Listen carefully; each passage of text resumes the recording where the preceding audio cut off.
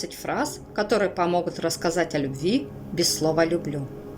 Главная составляющая признания в чувствах – ваша искренность.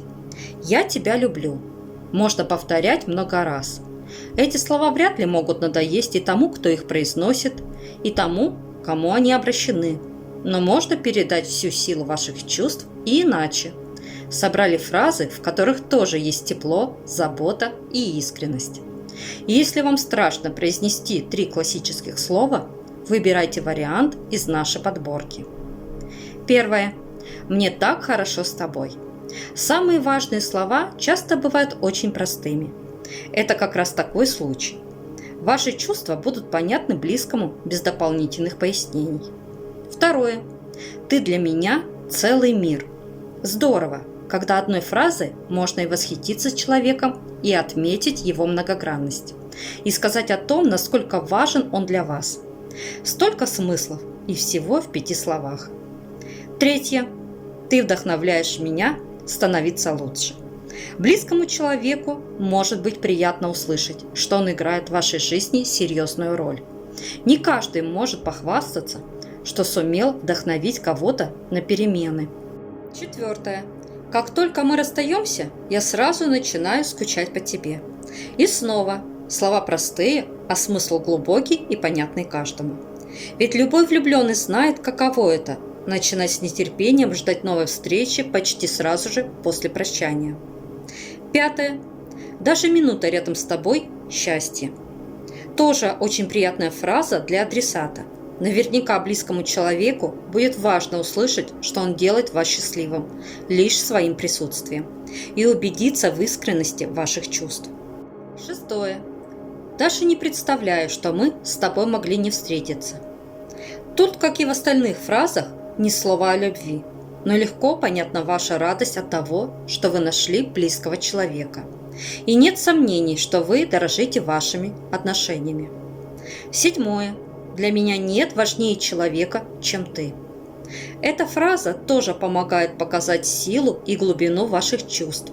Пожалуй, сложно придумать более точное и недвусмысленное признание. Восьмое. «С тобой так легко и радостно, как ни с кем другим». Простая и очень понятная фраза. В ней счастье быть рядом с близким и ваша уверенность, что никто не может заменить его место в вашем сердце. Девятое. «Как только я вспоминаю тебе, улыбаюсь, как ребенок». Это вариант предыдущего признания. В нем тоже есть искреннее чувство и нет избыточной серьезности. Как и надрыва, переходящего в драму, только легкость и свобода. Десятое. «Когда я с тобой, то чувствую, что могу все». С одной стороны, это я-высказывание. Именно так о своих эмоциях и ощущениях часто советуют говорить психологи. А с другой стороны, эта фраза помогает близкому понять, насколько он важен и значим для вас. 11. «Я восхищаюсь тобой». Это еще не само признание в любви, но от искреннего восторга, который так просто увидеть в этой фразе, до глубоких чувств всего 1-2 шага. 12. «Когда ты рядом, мне хочется обнять весь мир». Еще одно я-высказывание, искреннее и теплое. У близкого человека не останется сомнений в вашем к нему отношении.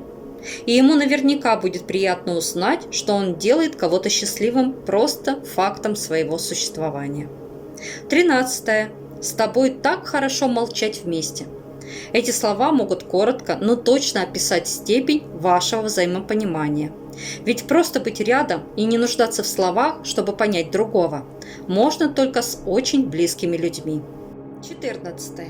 «Я просыпаюсь и засыпаю с мыслями о тебе». Это фраза признания, которую сложно понять неверно.